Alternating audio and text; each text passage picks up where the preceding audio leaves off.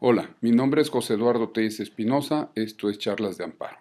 En el video anterior hablé del primer eje rector de la reforma constitucional del 6 de junio del 2011 que entró en vigor el 4 de octubre del mismo año, con base en la cual se crea la nueva ley de amparo, publicada en el Diario Oficial de la Federación del 2 de abril del 2013 y que entró en vigor al día siguiente, esto es el 3 de abril. El día de hoy platiquemos sobre lo que es el segundo eje rector de esta nueva ley de amparo que con base en su reforma constitucional. En la reforma constitucional de mérito se crea una institución que atiende a la resolución prioritaria de asuntos en los términos de la ley reglamentaria.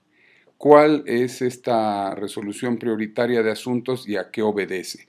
Los juicios de amparo, que es sobre lo que estamos hablando, aunque también es aplicable a acciones de inconstitucionalidad y controversias constitucionales en términos del artículo 94, noveno párrafo de la Constitución Federal, se establece que a petición de cualquiera de los presidentes de las cámaras del Congreso de la Unión o del titular del Poder Ejecutivo a través de su consejero jurídico, se genera la petición hacia la Suprema Corte a efecto de que dé preferencia a la resolución de asuntos en determinados supuestos previstos en la ley reglamentaria, en el caso concreto de amparo.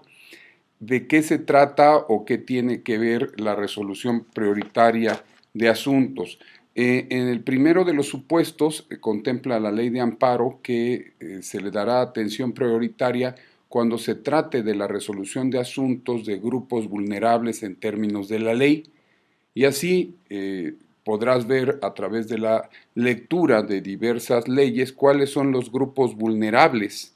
Y ahí vas a encontrar niños, personas de la tercera edad, migrantes, mujeres en algunos supuestos específicos y algunos otros casos que la misma ley contempla, como son la pobreza, la marginación, que incluso generan algún tratamiento especial, como lo es la suplencia de la queja en términos del artículo 79, fracción séptima de la nueva ley de amparo. Ahora bien, una vez hecha la petición, se da la ponderación respectiva y se llega a la resolución anticipada. Podrás decir, sí, bueno, pero todos los asuntos son importantes, de acuerdo, pero aquí son casos específicos que crea a raíz de la reforma constitucional, se establecen en la nueva ley de amparo, que deben de resolverse antes. Los grupos vulnerables, los asuntos referentes a competencia económica y monopolios deben de ser resueltos también en forma prioritaria. Aquellos asuntos que tengan que ver con daños irreversibles al equilibrio ecológico deben ser resueltos en forma prioritaria, pero también se establece la facultad de la Suprema Corte de Justicia de la Nación de determinar algunos otros asuntos que por sus particularidades se considere necesario que se resuelvan anticipadamente. Esto está previsto en el artículo cuarto de la nueva ley de amparo. Te invito a que le des lectura para que te quede un poco más claro este desarrollo. Tenemos tiempo el día de hoy para hablar acerca del siguiente eje rector, que es el que se extiende el ámbito protector del juicio de amparo. ¿De qué forma o en qué aspecto se amplía este ámbito protector? Básicamente en dos ejes, el tipo de actos y los derechos protegidos. En el tipo de actos, la anterior redacción de la Constitución y de la Ley de Amparo hacía referencia a que el amparo procedía contra leyes y actos. La actual redacción del texto constitucional y la nueva Ley de Amparo establece que procede contra actos, omisiones y normas generales.